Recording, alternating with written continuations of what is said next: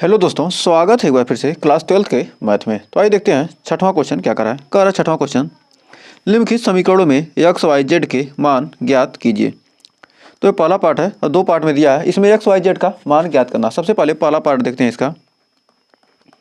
एकदम सिंपल सा क्वेश्चन है इसका पहला पार्ट। तो देखिए पहला पार्ट इसका कह रहा है कि एक्स वाई जेड का मान ज्ञात करना है। तो क्या करेंगे, दोनों का कंपेरिजन करेंगे, क्योंकि क्या है ये दोनों क्या समान आप भी हैं। तो कंपेरिजन करेंगे तो क्या आएगा, वाई बराबर आ जाएगा 4, y बराबर 4 और z बराबर 3 और x बराबर 1। एक्स वाई जेड का मान पूछ रहा था, यही हमने क्या किया, आसानी से निकाल दिया। तो हमें उम्मीद है कि इस क्वेश्चन में आपको कोई डाउट नहीं होगा। तब इसका देखिए दूसरा पार्ट क्या कर रहा है। दूसरे पार्ट में क्या करना, हमको एक्स वाई जेड का मान निकालना है। तो कैसे निकालेंगे, तो दूसरे में एक्स वाई जेड का मान निकालने क्या, एक्स प्लस वाई बराबर कितना दिया, यहाँ पर 6 दिया, एक्स प्लस वाई बराबर 6। तो x प्लस वाई बराबर कितना है, 6 है। समीकरण नंबर हो गया 1। अब फिर एक्स वाई बराबर कितना दिया, 8 दिया है। एक्स वाई बराबर कितना दिया है, 8 दिया है। और ये हो गया समीकरण नंबर 2। और करा 5 प्लस जेड बराबर दिया कितना, 5। 5 प्लस जेड बराबर दिया है 5 प्लस जेड बराबर कितना दिया है 5। 5 प्लस जेड बराबर 5 दिया, तो जेड बराबर आ जाएगा कितना, जेड बराबर आ जाएगा आपका 5 माइनस 5, यानी आ गया 0। ये तो था समीकरण 3। तो जेड का मान कितना मिल गया, जेड का मान मिल गया हमको 0। तो जेड का मान हमको मिल गया। अब यहाँ पर समीकरण 1 और 2 से तो एक्स का मान यहाँ पर रख देंगे तो क्या हो जाएगा, 6 माइनस वाई। एक्स का मान यहाँ रखेंगे तो क्या आ जाएगा, 6 माइनस वाई। तो समीकरण 1 व 2 से, समीकरण 1 व 2 से देखते हैं तो क्या आ जाएगा, एक्स का मान रखें कितना होगा, 6 minus y, 6 minus y into y बराबर 8। अब इसको क्या करेंगे, अब इसको हल करेंगे तो इसको हल करने कितना आ जाएगा, 6 वाई माइनस वाई स्क्वायर बराबर 8। अब इसको इधर लाएंगे तो क्या हो जाएगा, इसको सभी को क्या करेंगे, उधर ले जाएंगे, इन सबको उधर ले जाएंगे तो क्या हो जाएगा, y square minus 6 y plus 8 बराबर 0। अब 4 2 6 और 4 दूनी 8, तो हो जाएगा y square minus 4y minus 2y plus 8 बराबर हो जाएगा 0। अब इसमें क्या करेंगे, इसमें क्या करेंगे, y कॉमन लेंगे तो क्या आ जाएगा, y कॉमन ले लेंगे तो बचेगा y माइनस 4 और इसमें से 2 कॉमन कर लेंगे तो बचेगा -2 y माइनस 4 बराबर 0। तो यहाँ पर आ जाएगा y माइनस 2 और y माइनस 4। तो एक बार y का मान कितना आ जाएगा, y का मान आ जाएगा 2 और एक बार आ जाएगा y का मान कितना आ जाएगा, y का मान आ जाएगा 4। तो यहाँ पर y का मान मिल गया। तो अब x का मान कितना हो जाएगा, तो x बराबर हो जाएगा, एक बार x बराबर कितना हो जाएगा, y का मान क्या रख देते हैं, 4 रख देते हैं। x बराबर y का मान कितना है 2, यहाँ यदि 2 रखते हैं y का मान तो क्या हो जाएगा, x का मान 4, 6 माइनस y बराबर कितना आ जाएगा, 6 में से 2 गया, 6 माइनस 2 यानी आ जाएगा 4। और x का मान कितना आ जाएगा, एक बार 4 आ जाएगा और एक बार रखेंगे तो कितना आ जाएगा, x माइनस x बराबर कितना आ जाएगा, 6 माइनस 4 यानी आ जाएगा 2। एक बार 4 आएगा, एक बार 2 आएगा। तो x के मान क्या मिलेंगे, x बराबर मिल जाएगा आपका 4, थोड़ा सा जगह बना लेते हैं 1 सेकंड। तो जगह बन चुका है। अब x का मान और y के मान हम लिख देते हैं, थोड़ा पेन का कलर चेंज करना जिससे आपको आसानी हो जाए। तो यहाँ पर अब आपको मिल जाएगा x का मान कितना मिलेगा, x का मान मिल जाएगा कितना, x का मान आ गया 4। x का मान 4 है तो y का मान कितना है, 2 है। और z का मान कितना है, 0। या x का मान कितना है, x का मान 2 है तो y का मान 4 है। x बराबर 2 तो y बराबर कितना आ जाएगा, 4 और z बराबर 0। तो इस क्वेश्चन का ही आंसर हो जाएगा। तो हमें उम्मीद है इस क्वेश्चन में आपको कोई डाउट नहीं होगा। बढ़ते हैं 7वें क्वेश्चन की तरफ। इस 7वें करें, इसका तीसरा पार्ट देखते हैं। X plus y plus z बराबर दिया 9, एक्स प्लस जेड बराबर 5 और वाई प्लस जेड बराबर 7। तो यहाँ पर कंपेरिजन करेंगे इसमें भी। तो x plus y plus z बराबर कितना आ गया 9, समीकरण नंबर 1। फिर एक्स प्लस जेड बराबर कितना दिया है 5, समीकरण नंबर 2। और दिया है वाई प्लस जेड बराबर 7, समीकरण नंबर 3। अब वाई प्लस जेड बराबर क्या रख देंगे, वाई प्लस जेड बराबर 7 रखते हैं तो समीकरण 1 व 3 से देखते हैं। समीकरण 1 व 3 से, समीकरण 1 व 3 से वाई प्लस जेड का मान कितना रख दिए 7। तो एक्स प्लस 7 बराबर आ जाएगा 9। तो आ जाएगा यहाँ पर एक्स बराबर 9 में 7 गया, 9 माइनस 7 यानी आ गया 2। तो एक्स का मान मिल गया 2। अब समीकरण 2 और 1 से, समीकरण 1 व 2 से, समीकरण 1 व 2 से, समीकरण 1 और 2 से देखेंगे तो क्या है, एक्स का मान कितना है 2। तो नहीं कर रहे हैं, एक्स प्लस जेड का मान कितना दिया है, एक्स प्लस जेड का मान कितना है 9। तो एक्स प्लस जेड के जगह पर रख देंगे तो आ जाएगा 9 प्लस एक्स प्लस जेड बराबर कितना है 5। तो 5 प्लस, यहाँ पर आपका हो जाएगा 5 प्लस जेड बराबर 9। तो जेड बराबर आ जाएगा 9 माइनस 5 यानी आ जाएगा 4। तो जेड बराबर मिल गया 4। तो कह रहा वाई प्लस जेड बराबर 7। तो क्या रख देंगे समीकरण 3 में, समीकरण 3 में रख देंगे। समीकरण 3 में जब समीकरण 3 में रखेंगे तो क्या होगा, जेड बराबर कितना रख दिए 4। तो जेड बराबर 4 रखेंगे तो वाई प्लस 4 बराबर 7 यानी वाई बराबर 7 माइनस 4 यानी आ जाएगा 3।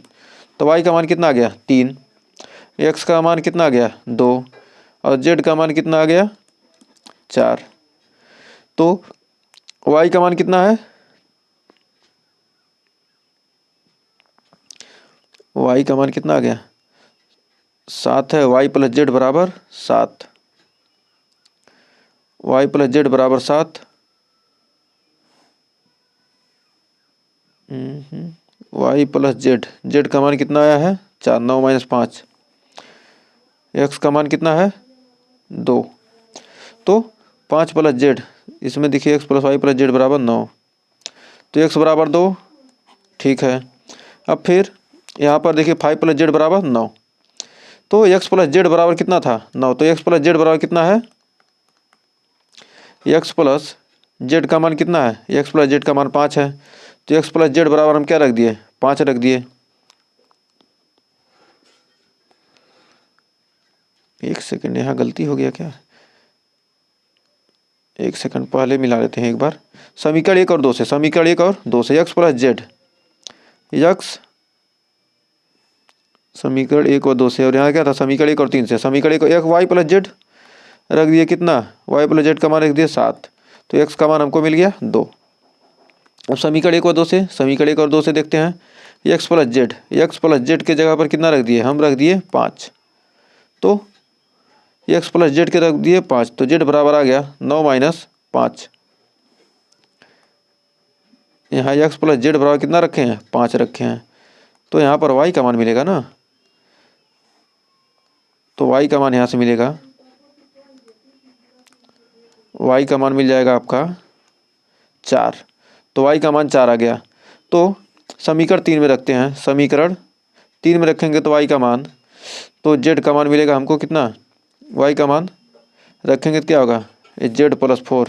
यहाँ पर जेड का मान आएगा 3 आपका, यहाँ पर कितना आ जाएगा जेड प्लस 4 यानी जेड का मान आ जाएगा 3।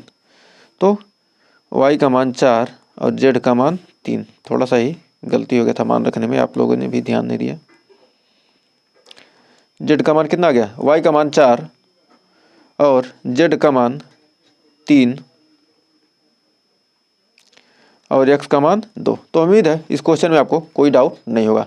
क्या करना, बस इधर उधर मान रखना है। यदि आपको 10th अच्छे से पढ़े तो 12th में आपको कोई दिक्कत नहीं, क्योंकि ये सारे समीकरण में मान रखने हैं तो थोड़ा सा गलती होता है। और मान क्या करते हैं, अब रख कर चेक कर लिए, 4 2 6 3 9, 4 2 6 3 9। और इसमें x plus Z, x plus Z x का मान कितना है 2 और जेड का मान 3 2 5 और वाई प्लस जेड यानी 4 3 7। तो मतलब क्या है, हमारा आंसर सही है, वैसे गलत से था। तो उम्मीद है इस क्वेश्चन में कोई डाउट नहीं होगा। बढ़ते हैं अगले क्वेश्चन की तरफ। कह रहा है समीकरण में दिया a minus b 2a plus c इतना दिया है। कह रहा है ए बी सी डी के मान ज्ञात कीजिए। एकदम सेम टू सेम वही पिछला प्रोसेस है। तो a माइनस बी बराबर दिया है कितना -1, a माइनस बी बराबर दिया है -1, समीकरण हो गया 1। और 2a प्लस सी, इसको देखते हैं 2a माइनस बी बराबर कितना दिया है 2a माइनस बी बराबर दिया है कितना 0, समीकरण नंबर 2। तो यहाँ से इसको हल कर लेते हैं थोड़ा सा। तो क्या होगा, यहाँ पर घटाएंगे तो क्या होगा, घटाएंगे तो हो जाएगा ये प्लस हो जाएगा और ये हो जाएगा माइनस और ये हो जाएगा माइनस। तो ये हो जाएगा कट जाएगा और 2a बच जाएगा -a बराबर -1। तो a बराबर आ गया कितना 1। तो a बराबर 1 आ गया। यहाँ पर क्या करेंगे, घटाने पर लिख देंगे। अब 2a प्लस सी, तो 2a प्लस सी बराबर हो जाएगा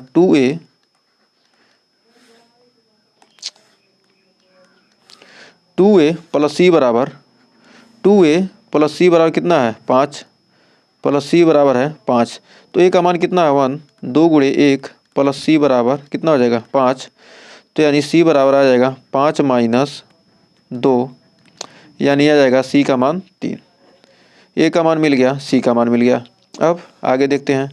अब 2a माइनस बी बराबर कितना है 3 है। 2a माइनस बी बराबर 2a माइनस बी बराबर कितना है 3। तो a बराबर कितना है, a बराबर 1। तो a बराबर 1 रखेंगे तो 2 गुणे 1 माइनस b बराबर 3। तो क्या करेंगे, b को उधर ले जाएंगे, 3 को इधर लाएंगे तो क्या हो जाएगा 2 माइनस 3 बराबर b। तो b बराबर आ जाएगा -2a। a का मान कितना है 2a माइनस बी बराबर 0 है ना, 2a माइनस बी बराबर 0 है। 1 सेकंड, 2a माइनस बी बराबर 0,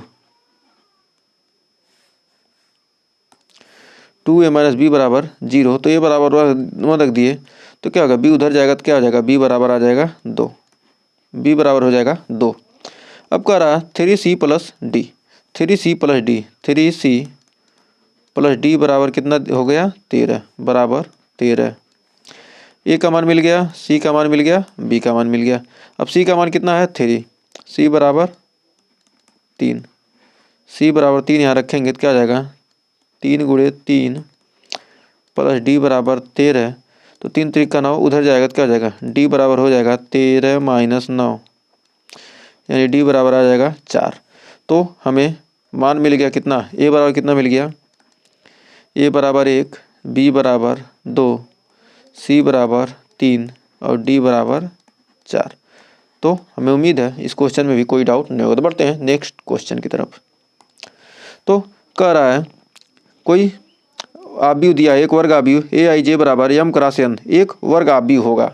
वर्ग आव्यूह कब होता है, कोई भी आव्यूह क्या होगा, वर्ग आव्यूह क्या होगा, यानी वर्ग आव्यूह के लिए क्या होना चाहिए, जो भी वर्ग आव्यूह है, मतलब वर्ग आव्यूह में क्या होना चाहिए, रो और कॉलम। यदि क्या है, दो पंक्ति हैं तो क्या होने चाहिए, दो कॉलम भी होने चाहिए, दो कॉलम होना चाहिए, तभी तो वर्ग कहलाएगा ना। लंबाई चौड़ाई सब ऊंचाई सभी क्या होना चाहिए बराबर।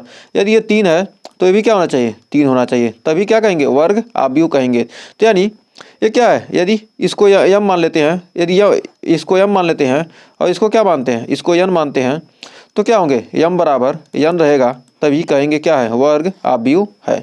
तो यम बराबर यन, तो ऑप्शन नंबर सी आपका यहाँ पर हो जाएगा सही। तो आई और जे के मान क्या होना चाहिए बराबर होने चाहिए। तो अतः क्या कर सकते हैं यहाँ पर वर्ग आव्यूह के लिए क्या चाहिए, यम बराबर यन। तो हमें उम्मीद है इस क्वेश्चन में आपको कोई डाउट नहीं होगा। हमने पहले इसके बारे में पढ़ा था कि कब वर्ग आव्यूह होता है, जब यम बराबर यन होता है तभी तो क्या कहेंगे वर्ग आव्यूह है। पंक्तियों और कॉलमों की संख्या क्या हो, आपस में बराबर हो। यदि यम पंक्ति है तो क्या होना चाहिए, यदि यम पंक्ति है तो यम स्तंभ भी होने चाहिए, यानी यम बराबर यन होना चाहिए। पंक्तियों और स्तंभों की संख्या क्या होनी चाहिए बराबर होनी चाहिए। यदि 3 पंक्ति है तो 3 स्तंभ भी होना चाहिए। यदि यम बराबर 3 है तो क्या होगा, यन बराबर क्या होगा 3 होगा, तभी कहेंगे क्या, यानी यम बराबर यन। तो क्या होना चाहिए, पंक्ति और स्तंभ की संख्या बराबर कहेंगे क्या, वर्ग आव्यूह है। तो आइए बढ़ते हैं आगे। देखिए अगला क्वेश्चन कह रहा है कि x तथा y के प्रदत्त किन मानों के लिए आव्यूहों के निम्नलिखित युग्म समान है। मतलब इसमें से किस मान के लिए क्या होना चाहिए, यह युग्म समान होना चाहिए। 3x + 7 दिया है बराबर 0, तो यानी कंपेरिजन करेंगे तो क्या होगा, 3x + 7 बराबर आ जाएगा यहाँ पर 0। तो क्या हो जाएगा, 3x बराबर आ जाएगा 7, तो यानी -7, तो x बराबर कितना आ जाएगा, -7/3। तो x का मान यहाँ से मिल गया। अब फिर y + 1 बराबर कितना है, 8, y + 1 बराबर 8। तो y बराबर 8, एक उधर 8 - 1 हो जाएगा, यानी तो y बराबर आ जाएगा 7। अब फिर देखते हैं 2 - 3x बराबर 4, 2 - 3x बराबर आ रहा है 4। तो 3x को उधर लाएंगे, 4 को क्या करेंगे, 4 2 को उधर ले आते हैं, तो 3x - 3x बराबर 4 - 2, यानी आ जाएगा x बराबर -2/3। अब फिर यहाँ पर 2 - एक क्या कर रहा है, y - 2 बराबर कितना है, 5। तो y - 2 बराबर कितना दिया है, 5 दिया है। तो यहाँ पर दिया है y - 2 बराबर 5। तो y में से 2 घटाएंगे तो क्या 5 मिलेगा, तो 2 को उधर लेंगे तो क्या जाएगा, y बराबर आ जाएगा 7। चूँकि यहाँ पर देखिए y का मान तो क्या मिल रहा है, 2 मान मिल रहे हैं, समान मिल रहे हैं, लेकिन x का मान क्या हो रहा है, x के 2 मान मिल रहे हैं। तो कह रहा है कि आव्यूह में निम्नलिखित युग्म समान है, मतलब किस मान के लिए क्या है, दोनों समान होंगे। तो यह संभव है, कभी नहीं संभव, क्योंकि क्या x का मान यहाँ पर -7/3 है और यहाँ x का मान कितना है, -2/3 है। तो दोनों बराबर हैं, नहीं, दोनों बराबर नहीं है। तो अतः क्या कर सकते हैं, ज्ञात करना संभव नहीं है, मतलब बता नहीं सकते कि क्या होगा, कब ये दोनों आपस में समान होंगे। तो उम्मीद है इसमें भी कोई डाउट नहीं होगा। तो आइए देखते हैं 3.1 का लास्ट क्वेश्चन। कर 3x3 कोट के ऐसे आव्यूह की कुल संख्या कितनी होगी जिसकी प्रत्येक की प्रविष्टि 0 या 1 हो। मतलब क्या होना चाहिए, मतलब ऐसे कितने आव्यूह होंगे, 3x3 कोट के ऐसे कितने आव्यूह होंगे जिनमें क्या हो, कुल कितनी संख्या होगी जिसकी प्रत्येक कोट क्या हो, 0 या 1 हो। तो यह क्या है, यह मैट्रिक्स का क्वेश्चन है ही नहीं, यह परमुटेशन कम्बिनेशन का क्वेश्चन है, क्रमचय संचय का क्वेश्चन है। तो या तो क्या होना चाहिए, 0 या 1 हो, 0 या 1 हो, 0 या 1 हो। कुल क्या होना चाहिए, 3x3 का आव्यूह होना चाहिए। तो ये क्या हो, पहली व्यक्ति में क्या हो जाए, सभी 0 हो जाएं, और क्या हो, या तो 1 0 हो, 1 हो, 1 0 0 ऐसे हो, या तो 1 हो 0 0 0 0 1 0 0 0। ये क्या हो, सिर्फ एक अवयव 0 हो, बाकी 0 हो। क्या होना चाहिए, कुल कितनी संख्या हो जिसकी क्या प्रत्येक प्रविष्टि 0 या 1 है। तो मतलब कितनी प्रविष्टियां बन सकती हैं, तो कितने हैं, एक, कितनी पंक्ति हो रहे हैं, 1 2 3 3 3 6 3 9, यानी क्या कर सकते हैं कि एक पर क्या है 2, या तो 0 आएगा या तो 1 आएगा। इसके लिए भी या तो 0 या 1, इसके लिए भी या तो 0 या 1, इसके लिए भी या तो 0 या 1, इसके लिए भी 2 प्रविष्टि बनेगी 0 1, इसके लिए भी क्या बनेगी 2 ही बनेगी, इसके लिए भी 2, इसके लिए भी 2, इसके लिए भी 2, टोटल हो जाएंगी 2 का पावर 9, यानी क्या हो जाएंगी 512 क्या हो सकती हैं, प्रविष्टियाँ बन सकती हैं। कितनी प्रविष्टि बनेंगी, 0 1 के लिए कुल संख्या कितनी होगी, 512 होगी। कह रहा क्या है, या तो 0 हो या 1 हो, यदि 1 के बाद क्या हो, सारे 0 हो जाएं, या तो सभी 0 हो सकते हैं, या तो सभी 1 हो सकते हैं। तो मतलब 0 या 1 होने के लिए क्या कितने प्रविष्टियाँ बनेंगी, 512 बनेंगी। तो उम्मीद है इस क्वेश्चन में आपको कोई डाउट नहीं हुआ था, और हमें उम्मीद है इस चैप्टर में आपको कोई डाउट नहीं रहा होगा और चैप्टर अच्छे से क्लियर हुआ होगा। तो आज के लिए बस इतना ही, इसके आगे का क्वेश्चन हम पढ़ेंगे अगले वीडियो में। तो आज के लिए बस इतना ही, मिलते हैं नेक्स्ट वीडियो में, तब तक के लिए टेक केयर।